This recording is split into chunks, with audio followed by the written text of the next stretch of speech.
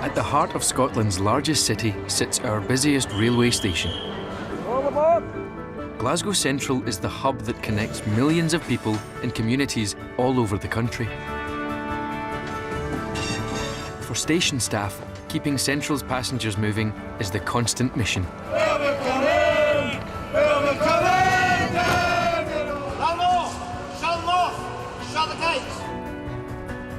It's a scary thought to think you're managing something as big as this. And with over 100,000 visitors a day, no two shifts are ever the same. Yeah, you've got to muck in. Everybody's got to muck in. I can see if anybody for the head office is coming in to catch me out. That's always good. It'd be lost without the railway in Glasgow Central. This time on Inside Central Station, the communities who share the railway pull together through thick and thin. This train is not going anywhere! This train! Stay back! Step back! And that, my good friend, is Glasgow Central. It's just a pity that the Eurostar doesn't run here. That would be really cool.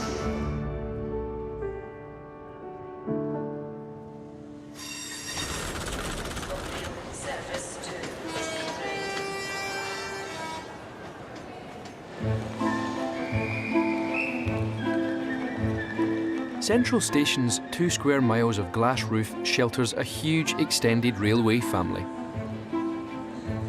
Although divided into 8 different companies, the station's employees, from drivers to ticket inspectors, cleaners to customer service assistants, all pull together to ensure the station runs smoothly.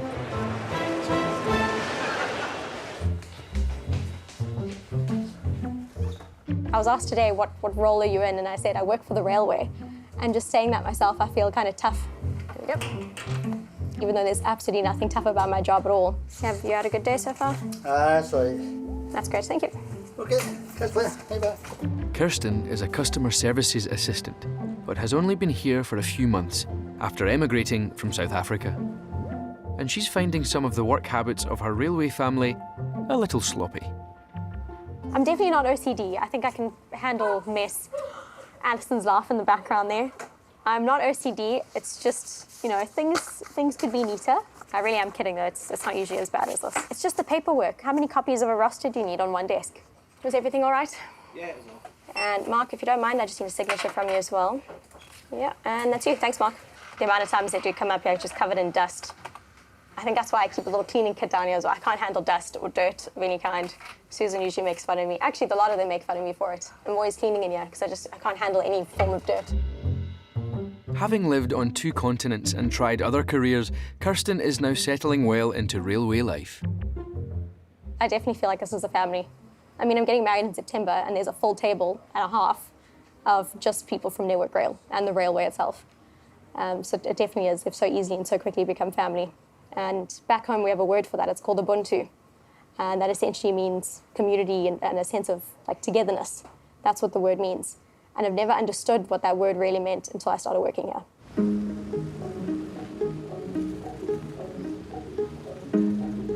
Everyone within Central's rail community has a vital role to play, but one almost invisible army is especially important.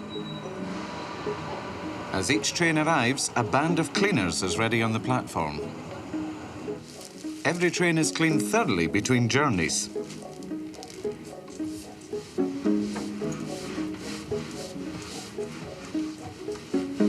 Platform 9 and 10, away from everyone. That's our office and the mess room for the staff. Davy is in charge of the station's workforce of 25 cleaners who access all areas of Central day and night. Often they are in a position to see things that other people miss. This morning we're going to give out some certificates and badges to the staff who carried out quite a good life-saving exercise. Would you like to come in?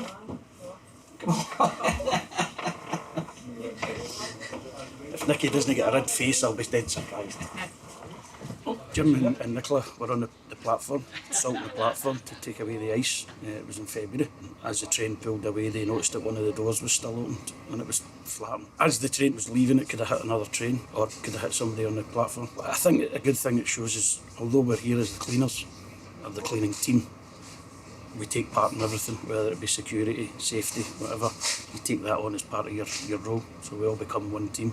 The actual certificate and a little badge, just as a thank you. Okay. Do they get different colours as they get enough? Do you get a gold one? Do you each up? We should do that. I need to ask Richard that. Do the colours Do you each up? Do you get like Blue Peter badges? That's not a bad question.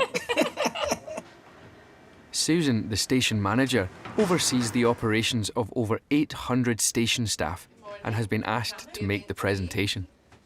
We'd like to give you your Star Awards. We do feel you're very valuable members of the team anyway, and this just adds to, you know, what you give to us in the station. Nicola, that's for you. Thank you. And that's for you. Thanks very much. And here's your wee badge, and you should wear it with pride. We need you as part of the team, and you need to feel part of the team. And I hope, do you feel part of the team? Oh, definitely. Definitely. Oh, that's it. You're the mighty stars of Glasgow Central. Done really well. Really proud of them. The shy. Thank you. Thanks, Nicky. See you later. A bit biased. They're a great team. They're a fabulous team. Best in Britain. Always will be.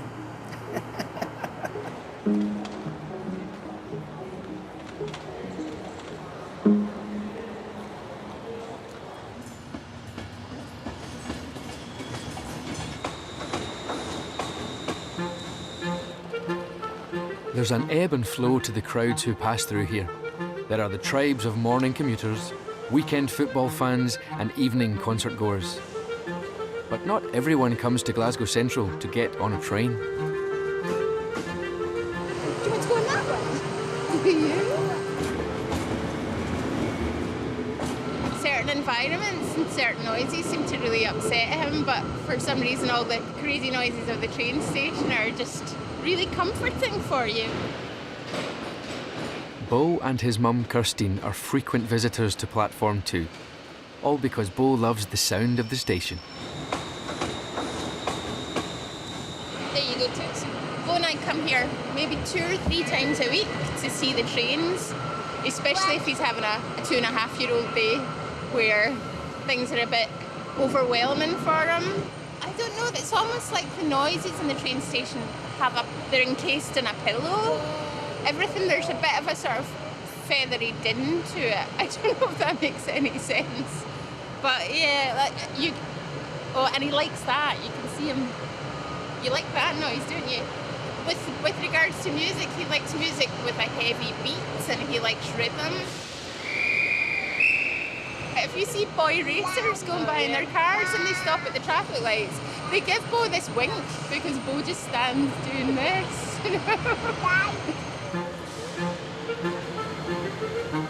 So we just come and hang out here and it gives him lots of comfort and it's helped me to sort of slow down and enjoy the world at his pace as well.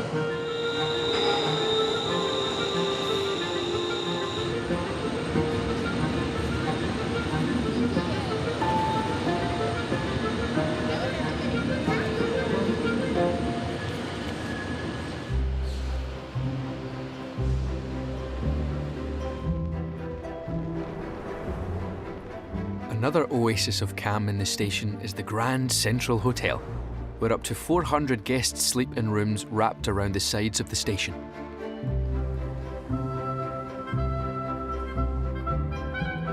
Within its tranquil walls, however, there's an undercurrent of excitement. The hotel's been running a competition to paint a portrait of one of the many famous guests from over the years. And today, the judges are going to pick a winner. Billy Connolly, he played here actually in the 1980s when he was at the height of his fame. Arts journalist Jan Patience and her team are judging the final 22 paintings, shortlisted from over 60 entries. It's Fred Astaire. They'll be dancing tonight. I mean, there is a range of, people that are professional artists. I can tell, I know a few of the names, and then, people who are doing it in their spare time, which is brilliant as well. So, you want the kind of emerging talent to rise.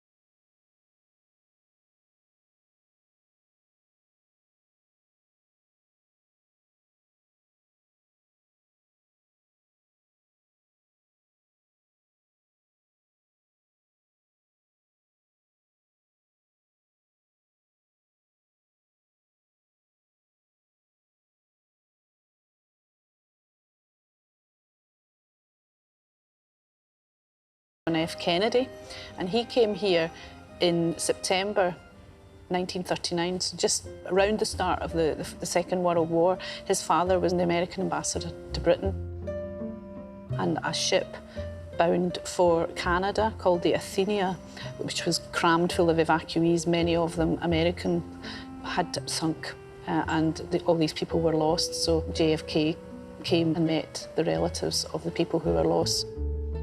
That was quite a significant moment in the hotel's history.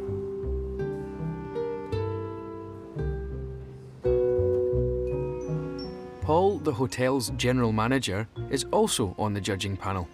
I've kind of judged it on what would I buy, and genuinely there's 5 or 6 around the room that I would put my hand in my pocket and look to purchase because I think they're fantastic. In the 1930s and 40s, the golden age of Hollywood, the hotel was a home from home for many visiting movie stars.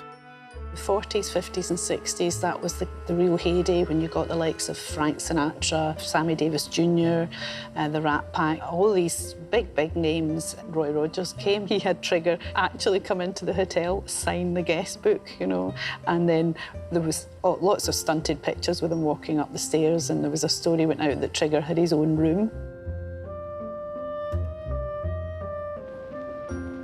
I think that people in Glasgow are gallus, and they've got that reputation far and wide. So I think when the stars got off the platform on Central Station and they made their way to the hotel, there would have been tip-offs in the paper that they would be coming. So loads of people would gather and then they would follow them into the hotel. So, you know, I think it was just a major buzz.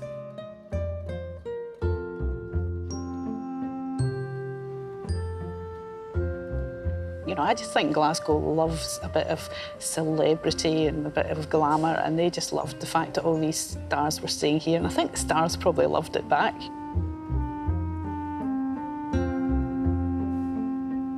It's got swagger. Yeah, like Jagger. It's Jagger, isn't it? The swagger.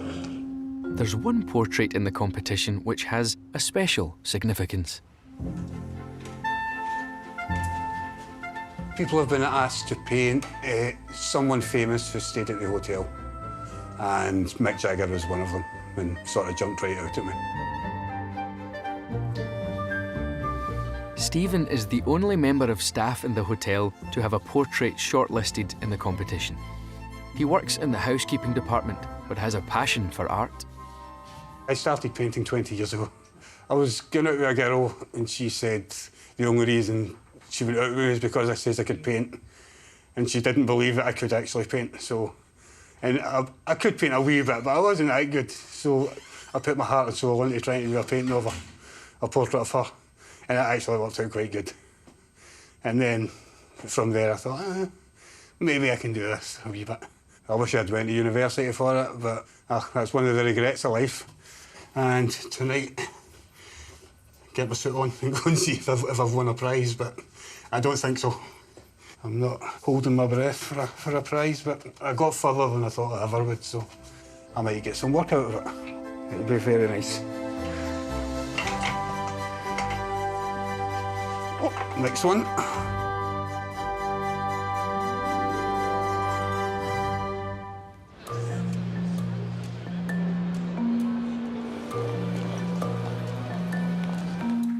Over in the office, it's a big day for Kirsten too. She's recently applied for a big promotion to be a shift station manager, and today she's going to find out if she's been successful. Obviously, this is quite a big jump in a very short amount of time.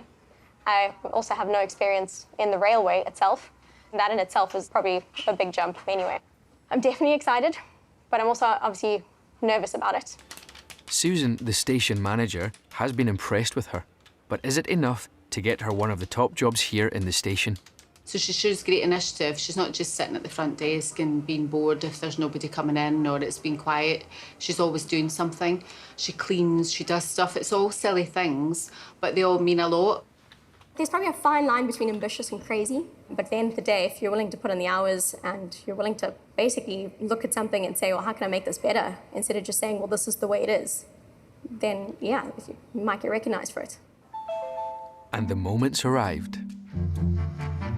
Hi Kirsten, please find attached formal offer paperwork for the role of shift station manager. Please review your formal offer pack and reply to this email or use the voting buttons provided, confirming whether your decision is to accept, decline, or refer to resources. So I'm obviously going to select accept. If I didn't, I'd be an idiot. So just now I'm just going to write out to the team just to say well done to Kirsten. I hope you will all congratulate Kirsten and welcome her into our team. For me, I kind of feel like this is just the start of a race and I need to start warming up for it. I understand that when you're offered a promotion, that doesn't mean that's the end of it. It doesn't mean the interview is where things ended and the offer is where things ended. It just means now I need to start putting in the work and the real effort and start proving what I'm worth.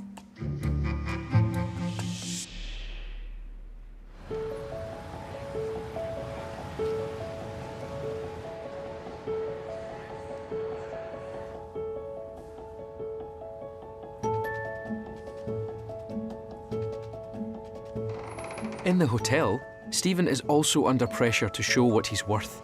He's getting a last-minute chance to view his competitors' efforts before the evening's announcement.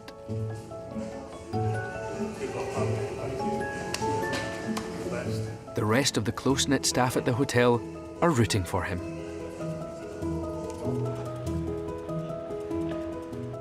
I like that. It's a beauty. I like the 𝗶𝗶𝗯𝗲 one as well. Well, that's great. Wow. Oh, they're brilliant, eh? Different class. If I was one of the judges, it wouldn't be mine. Sure. Yeah, I'd pick.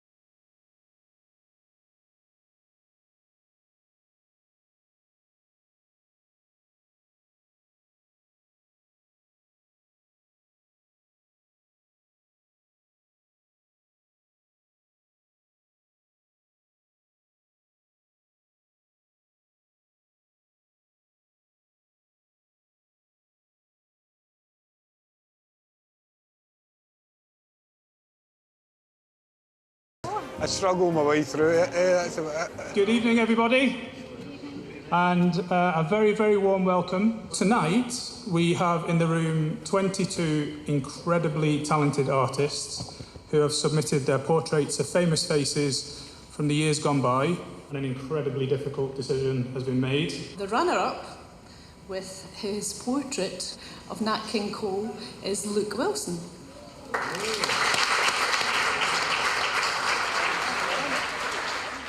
But without further ado, the winner of the Grand Central and the Herald Art Competition is Gordon Irving for his portrait here of Billy Connolly, which is, I'm just standing looking at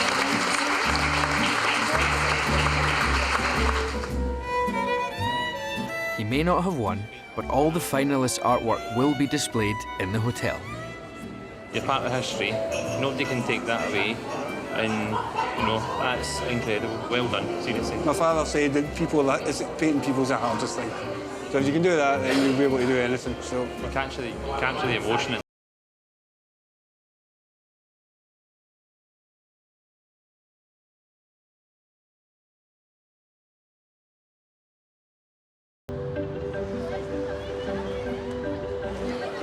Beyond the luxurious bubble of the hotel, out in the station, everyone's feeling the effects of a Friday night out. And some may be a little the worse for wear. Luckily, help is on hand. Well, we're just here on a Saturday night and a Friday night as well. Generally speaking, we're out in the city centre, Sauchiehall Street, Merchant City, and so on out till 4 o'clock in the morning. But we've started coming into Central Station as well, just to provide a bit of support here before 12:30. So just complimenting what the police are doing and what the ScotRail people are doing as well. You okay, yeah? Trained volunteers Sheena and John are part of a band of half a dozen pastors looking out for those who may not be able to get themselves home. They patrol the concourse till the last passenger is on their way. If if people are very, very under the influence, then they're not allowed on transport. So taxi drivers won't take them, nor probably will trains take them. So we have a safe zone, and so we would take people up to the safe zone to let them dry out, get a cup of tea, that kind of thing, maybe even have a wee sleep to dry out, and then when they are a bit more able to use transport, then we would get them onto transport to get home. Hi there. You all right? Yeah, it's fine, mate. Like a drink of water? If you've got some water, we take it there. And my friend's a wee bit worse for wear, though. Do you want to take that with you? You might want it Yeah, I later think on. we'll take it. Thank you very much. Thanks. Oh, you're welcome. Try and get the water into him, because that will make a big difference. I will do. Thanks very much for that. Okay. We started doing this 10 years ago, and street passes were originally set up in Brixton really to address the issue of gun crime and gang violence in Brixton as a way of kind of providing a Christian presence on the street. And the way we look at it is that, well, we're followers of Jesus. Jesus didn't hang around the temple and the synagogue. You know, he got out in the countryside and the towns where people were met their immediate needs. So in our own kind of imperfect way, that's what we're trying to do, is really just to try and meet people's immediate needs as best we possibly can on a Saturday night and a Friday night.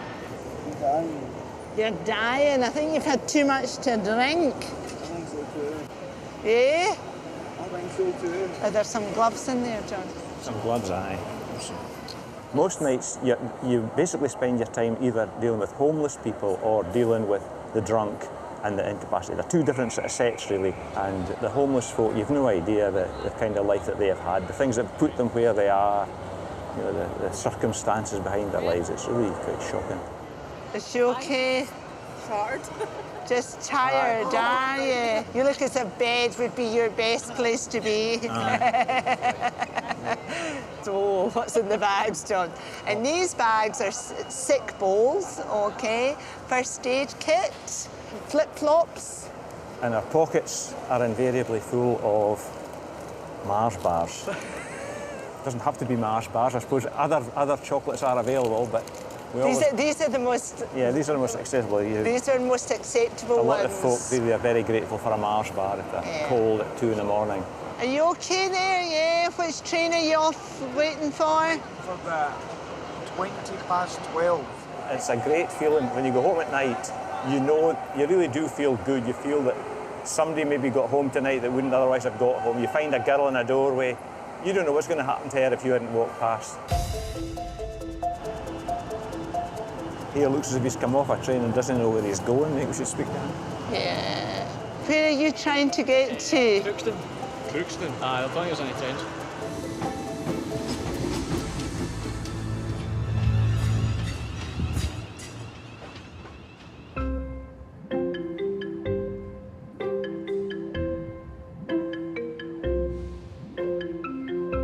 As the station finally empties of passengers and shuts its gates for the night, a community of night workers emerges, ready to deal with urgent repairs that can only be done when the place is empty. Heading up to fix the leak in the roof. The station is only shut for 3 hours between 1 a.m. and 4 a.m, so the maintenance crews are under pressure to get the job done. See what we've got here is, this is obviously blocked, but this road is porous and the water's getting into the pub downstairs. There's a bit of urgency here to try and get this cleared. Right, we're good to go. Stevie and Kev have worked in the station's maintenance department for 38 years between them. And this isn't the first or the last time they'll need to fix a leak in its 140-year-old roof.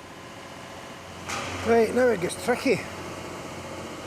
50 feet up, Stevie has to manoeuvre the cherry picker into a tight corner of the roof space to find the source of the leak. So what I think's happened here is, when you're up on the roof, you can't reach this with your hand. There's too much steel work. So we've cut a wee hatch here. It's not ideal, but it's the only way to get into this. So I just take this off here. Right, I just need a screwdriver. There we go. And the cause of the leak is immediately obvious. Sponges. A sponge has blocked the downpipe, which has caused water to flood down the wall and onto the concourse below. I can only assume that it's when they were cleaning the glass, or they've came for the hotel across the road, which we share the same gutter, but further upstream. All this for that. That massive leak is caused by that one wee sponge. It's flooded the pub downstairs in Hope Street. Just need to button this back up. And that's us. Job done. It's a wrap. And as the cherry picker is put away for the night, the doors open for another day.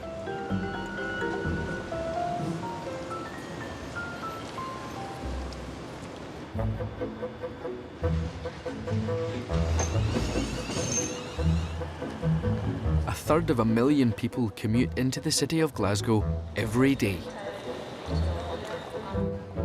And with the average Scottish commuter travelling for an hour daily, it's best not to go it alone. Morning. All right. 3 years ago, Heather, Charmaine and Stephen met on their morning journey into Central Station and became best of friends. I noticed Charmaine because you were always loud on the train, so I always noticed Charmaine, always. Thanks. But in a good way. But I noticed Stephen because one night we were coming back in the train and at Hamilton, he got up to run off the train and came back and he left his wife's car at a garage in Hamilton and he came back and said to Charmaine, oh, I haven't got the keys, I haven't got the keys. And she said, of course you haven't got the keys, they're in the garage. So he jumped back up, ran off and got caught in the doors. Well, without this train journey, we wouldn't have met and we wouldn't have had our friendship. So it's really important to us. Oh, here comes the train. The friends travel from Lark Hall to Glasgow Central to work. And for 40 minutes in the morning, they catch up with each other's lives. I think probably we know most about each other than we know about our other friends because we're always 40 minutes. 40 minutes. And it's where we celebrate each other's birthdays. Birthdays. Right, Stephen, go, go. And we see each other sometimes out of work too. We go for lunches and we support each other through bad times as well as good times. Morning, Sharon. Morning. How are you? Their other friend Sharon has also become part of the gang.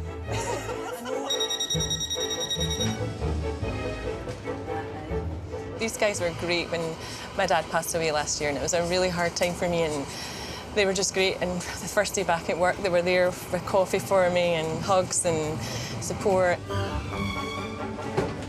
And they're all about the good times too, which they document with lots of photos. I've got them in the Train Buddies album. OK, do you want to see them all? It's all of us. Well, apart from Charmaine, you weren't on that day. Oh, that's just a card. We thought that looked like us. Stephen having a birthday? We're in the casino and we went for my birthday lunch. I think it actually helps our mental health. I know that sounds a bit strong, but I think it does because we go into work and tell people what happened on the train and they're like, I don't believe you. I would put my head down and just go, oh, I'm not on the train. People think we're crazy, don't they? I'm kind of a very positive person anyway, but I do get off the train and walk to my office feeling much better than just slinking up the road. 40 minutes of light-hearted nonsense, which can only do you good. But I don't think I've ever laughed so much since I met these guys.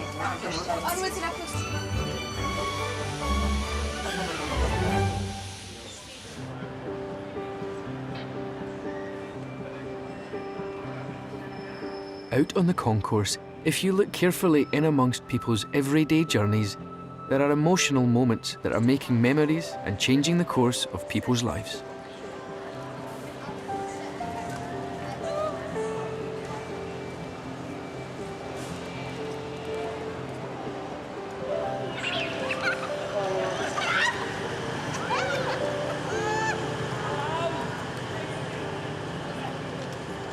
They used to live with us, so the house is empty without them.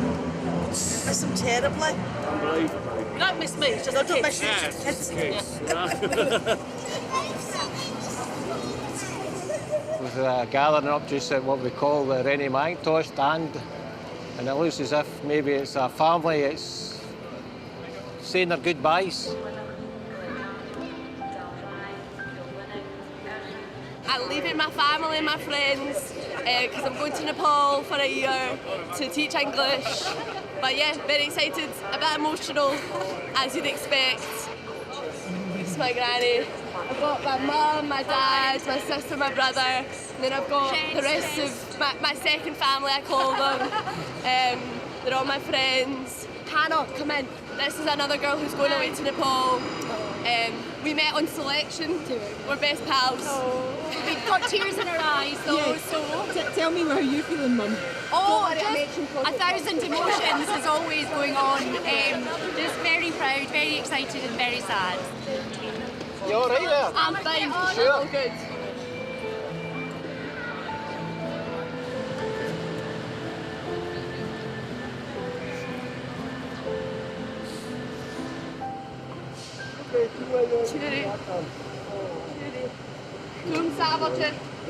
You get quite emotional, see, they watching them.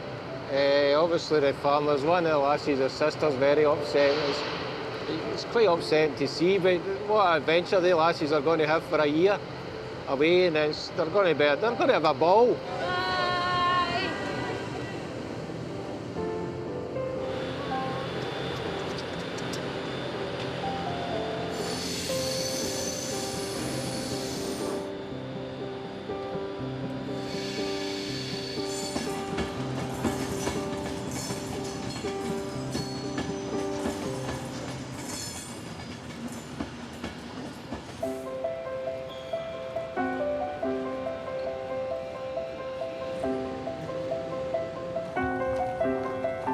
Hold on, right, this is a serious part, right? Behave yourself. Yes, hold the handrail. Kirsten's new job means she'll have to respond to emergencies that happen anywhere in the station. And as she's only experienced the office, she'll need to get up to speed with how the rest of the place works. Kirsten hasn't been up the roof, as you know. Kirsten is going to be our shift station manager. When are you starting? I don't know. We don't know, we've not got a date yet, but Kirsten is going to be the shift station manager. Congratulations. Thank you, Drew. So we're just going to take her up to the main roof just to show the roof access, how you get up to the roof, walk along, what to look out for, etc. So we'll wait and see how we're going up there. You scared of heights? Yes. Yes. It's my biggest fear. Come on, we're doing it. And seriously, my biggest fear is heights. Drew has been a shift station manager for 25 years, and it's his job to take Kirsten under his wing. The job title at the moment, as I say, I've been a duty officer, a duty station manager, and now a shift station manager. And say 110,000 passengers come through the station each day. I like to think that I'm responsible for their health and safety and security within the station, so I've got a big responsibility. Gentlemen, thank you. Just get the hard hat on. Most important thing is make sure nothing is there, it's going to fall, everyone's tucked in, your radio's secure, no keys can fall. Everything's tucked in, yeah. Everyone's after you. Thanks, Drew. This way? This way here. This way, okay. Right, she's away off and running. We've only got another 2 flights to go. You all right? Yeah, all good, all good.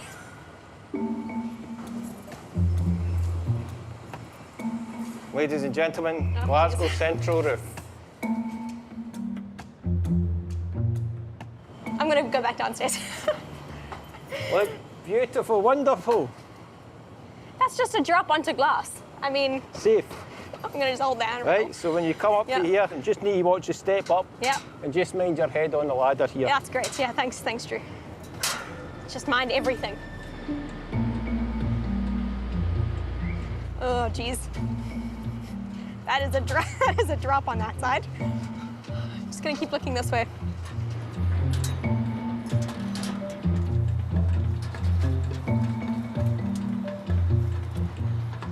And that, my good friend, is Glasgow Central. That's what they call the jungle.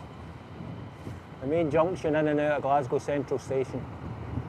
You see the lines A to H going out, so that tells you the route the drivers could take going out, and the way out back in, it's numbered 1 to 8. It's actually really pretty. It looks like an absolute mess, but at least you know it's organised chaos. All it takes is one signal point failure, a track circuit failure, an overhead wire problem, and it can cause severe disruption in the station. So, fingers crossed, everything remains good tonight when I'm on shift anyway. The station is massive and it's grand. This looks a little bit like Harry Potter. To be honest, that was my first thought. And it's just full of this heavy metal that looks like it's been built hundreds of years ago, and yet it's still preserved with the same amount of dignity and respect as when it was first built. Drew, if there was one thing in particular that you would say I'd need to know for this role, what would it be? The main thing is learning every nook and cranny of the station. Okay. You need to know exactly where to go, where it is, and an instinct. So as often as you can walk around the station, pinpoint every area, then as soon as somebody mentions an area, whether it be the basement or a platform or a concourse, that you know exactly where to go to. So it's a vast area, so that's my advice to you, is learn the station first. I've been in here about 25 years and I'm still learning it.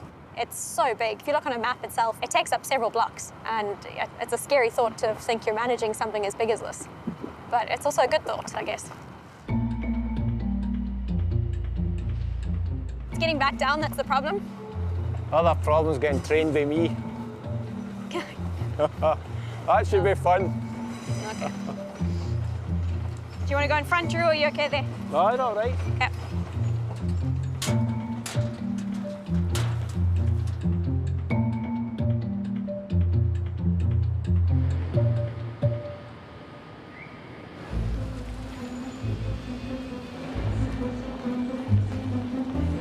It's rush hour, and passengers should be making their journeys home from work. The transfer now in Manchester Airport? It will be number 4. Right, so I can't get on just yet, no? No. But there's a problem. A Virgin train has broken down at a junction, which is a worst place really for us for a train to break down. When it's on a junction, it pretty much stops everything coming and going. So not the best place for us. Passenger announcement. We apologise to passengers for the late boarding of the 1640 Virgin train service to London Euston and 1650 Scotland service to Lanark. So it's affecting our services to Motherwell and Lanark. That's also caused delays to the Euston services, so pretty much at the moment, as you look around the whole station, it's pretty much busy just now. Alison and the customer service assistants must now work hard to keep travellers informed and stop things getting out of control.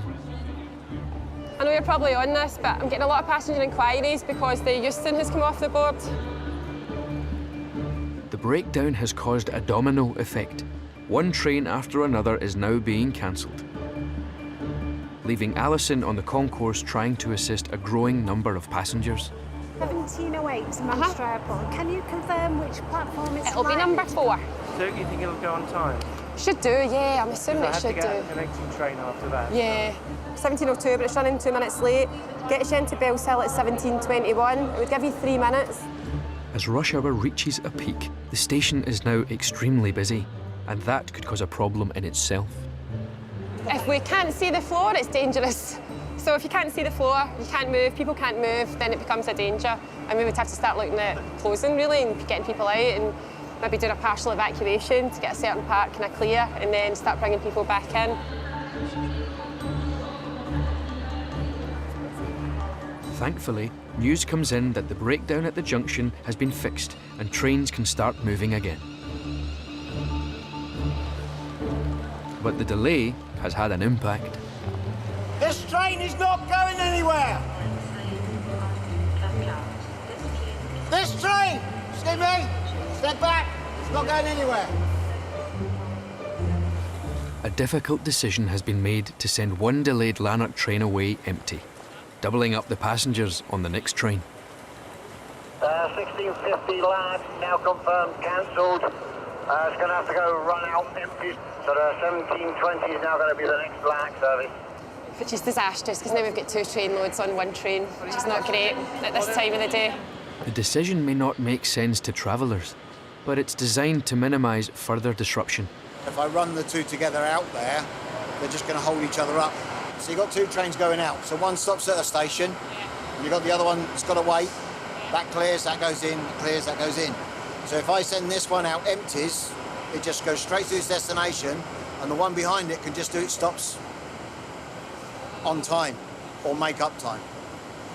So it's a case of having to clear it, because if I don't clear it now, I'll have this problem the next hour, the hour afterwards. Step in, please. The train's going to move.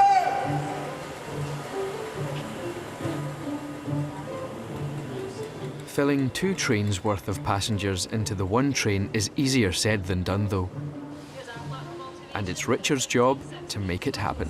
Can you clear the doorways, please? Allow other people in. Can you move into the mate? I've got the same amount of people for 12 carriages into 6. So that was a 6 car that took the other 6 car as well. Tight squeeze. Everybody gets to know each other.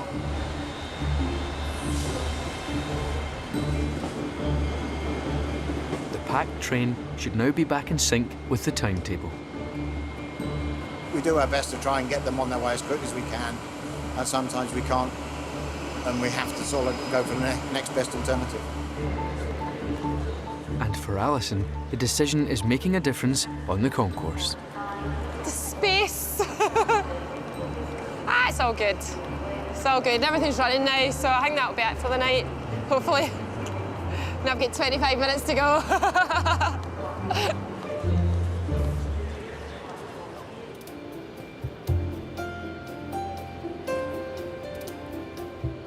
Whilst train breakdowns can cause havoc, luckily, they don't happen very often.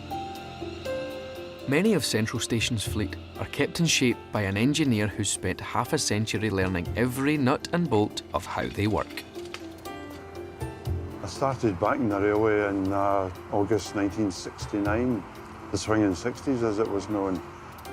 I saw this sign in Glasgow Central Station at the buffet. Part-time, full-time staff wanted to apply within, so that's what I done, applied within, and 2 days later I was working for the railway. Davy has just celebrated 50 years working on the railway. He's one of their longest-serving staff. His life with the railway began when he was just 15, and all he ever wanted was to work with trains. I always liked model railways, and I've always had one. I got my first model railway in Christmas 1959, and it kind of stuck with me. In fact, I ran away from home when I was 3, believe it or not, and they found me sitting at 𝗃𝗏𝗏𝗏 station. So it must be in my blood. Davy is now the depot engineer at 𝗃𝗏𝗃𝗏 in the southwest of the city, where much of Central Station's rolling stock comes for the train equivalent of an MOT. So that's it now being checked, passed all the examination, and it'll be getting put into the cleaning shed, internally cleaned, and it'll leave this afternoon for Glasgow Central. Davy's nickname is Mr. 156 because for the last 30 years he's had a love affair with the fleet of 156 diesel trains, which he helped introduce in the 1980s and which currently run down through Ayrshire to Carlisle. When they came here, they were known as super sprinters. They were fitted with larger fuel tanks, and they could actually be fuelled once a week. Funnily enough, they actually worked 5 miles to the gallon, which doesn't seem a lot, but it is a lot. Whereas a normal diesel loco is 1 mile to the gallon. Davy's kept these stalwarts going for 30 years, which is longer than most of the other trains in the Central Station fleet. They've each done more than 3 million miles, 6 times to the moon and back. 156, to me, is probably one of the best trains that British Rail ever bought. They've been very reliable, and of course, I think because they're simple. There was no fancy electronics. They do what they say. It gets you from A to B on time, and hopefully gets you where you want to go. Which makes Davy's job a whole lot easier, because even after all this time, the trains still keep him on his toes. Every day is different. Every single day is completely different. Sometimes I wish they could talk to me, but they don't.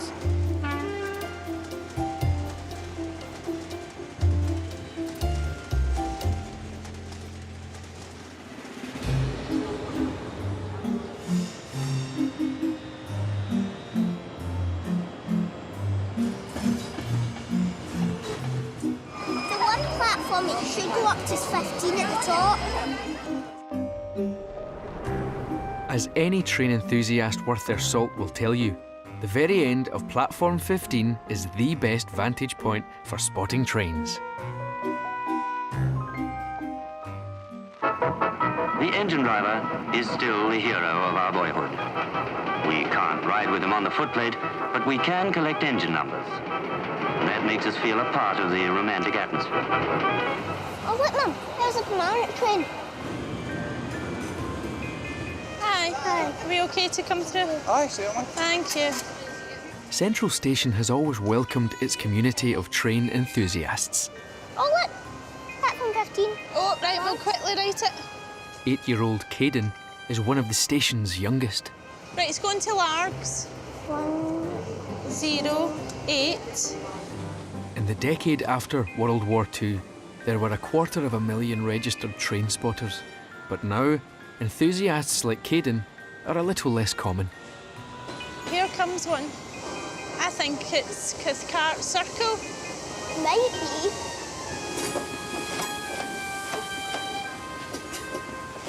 Looks like platform 15's quite busy. Yeah.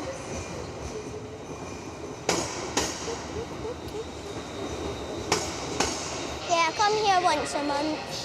What do you like? I just kind of like all the kinds of styles and how they work in that. Yeah. All the engines. Yeah. It's pretty cool, isn't it? Yeah. We've been doing this for 4 months. No, maybe about a year we've been doing it, since last year. That's just your second book, though. But yeah. You've been interested in trains since you were a baby, haven't you? You've got lots of trains in the house. Yeah. The first 3 numbers are the class. Now, if you look over there, that's the class 385. Did we get how many carriages there are? 11 it would There's be. 11. 380014. Where's that one going to? It's just a pity that the Eurostar doesn't run here. Well, that would be really cool. Yeah. Bye. There's a lady waving, look.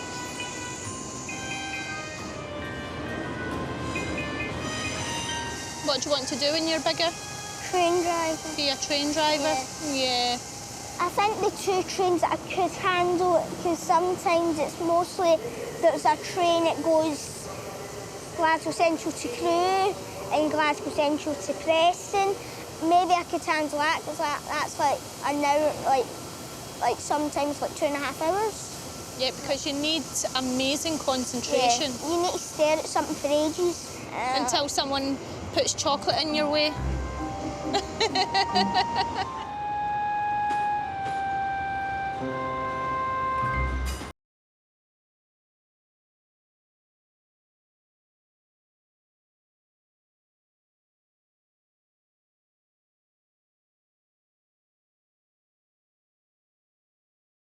On at 𝗵𝗏𝗃 Park. It's near Dumbreck Station, so the 𝘊𝗏 are playing, so we've been pretty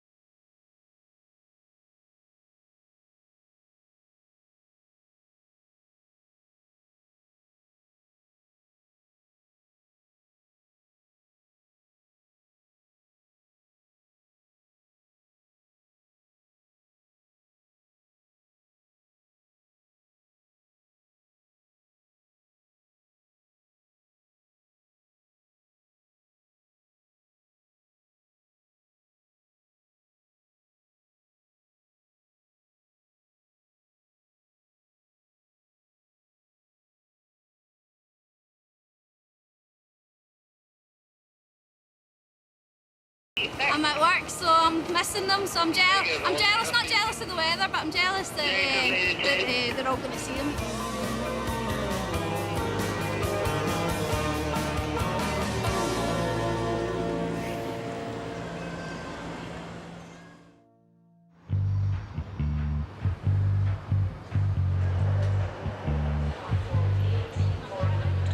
This morning, Central Station has a particular sparkle to it. It's paying tribute to a very colourful community passing through. Meet here every year, and I've been meeting family under the clock probably for the past 30 years, so it's the way to do it, isn't it? Oh, could have green there. One of the highlights of the station calendar is Glasgow Pride, a city-wide celebration of the LGBTQ+ community. This year, the station staff are dressing up and joining passengers to march through the city. Something we love to do, love to support all the community. It shows that we are open to everything and people are all welcome. So it's really important to us, and it's particularly important to me as well as a manager in Network Rail. I feel that I need to have a diverse team, a diverse community that work within the station. Pride, say pride! Pride! Woo!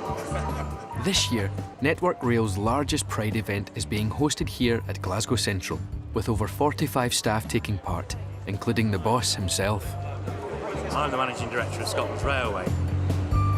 I'm gay, my husband's somewhere here today, and it's really important that as seniors leaders we demonstrate and we say it's okay to be gay. In fact, it's okay to be whatever you are. We value you as an individual human being, whether you're a customer or an employee of Scotland's Railway.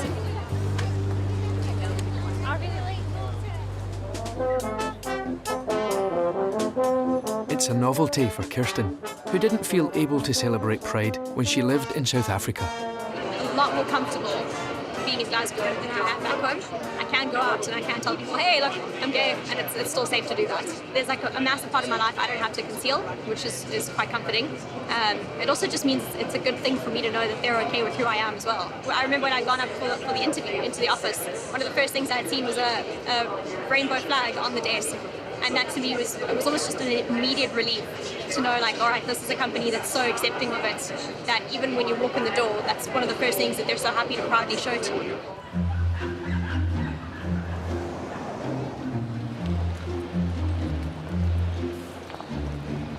No worries. Unfortunately, not everybody gets to take part in the Pride Parade. Okay, so we're just round to platform 15 for the 𝗃𝗏 train. Aaron is the station's diversity and inclusion champion, but has drawn the short straw and is on shift today. Wasn't able to get it swapped, wasn't able to not be in charge of mobility, so yeah, so I'm rushing about doing this, and I'd love to be able to watch the parade or even be involved in it, but there you are. Them's the breaks. There's a sort of perception of the railway as quite an old boys club kind of thing, but it's not that way at all. Everyone's really respectful of other people, which I think is kind of key. Cheerio. So there's a huge Pride flag just on one of the buildings, just over there, just within our view, which is lovely. I think sort of growing up through the kind of 80s and 90s and stuff, seeing where we are now, it means a heck of a lot to me. It's, yeah, it's wonderful that, for instance, that is there, and it's wonderful that people are talking about Pride as kind of a normal activity. They're congregating first on Clyde Street, just over the water, and then they'll be coming down round here, right past the station, which is great. And this year, Susan's planned something to make the trip round the city a bit more special. So we've done a little bit of investment, said let's do it a bit bigger, better. So that's what we're doing this year, a little bit of a change for us. Not only have they got a float for the first time, but it's been given the honour of leading the parade.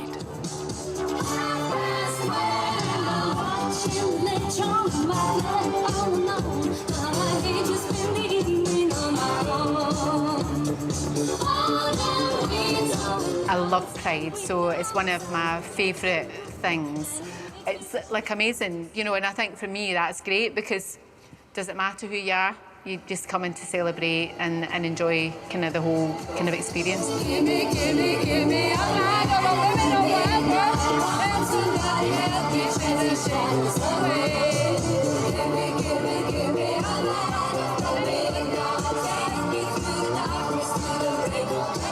End of Pride, my cheeks actually hurt from the amount of smiling I was doing. I literally just walked around the city with this big grin across my face. I mean, I think that's probably the thing that amazed me the most was it wasn't just people that were in the parade, but that people of Glasgow had actually stopped. They'd stopped their lives so they could watch a parade go by and just show support for it. The peace of mind that that brings.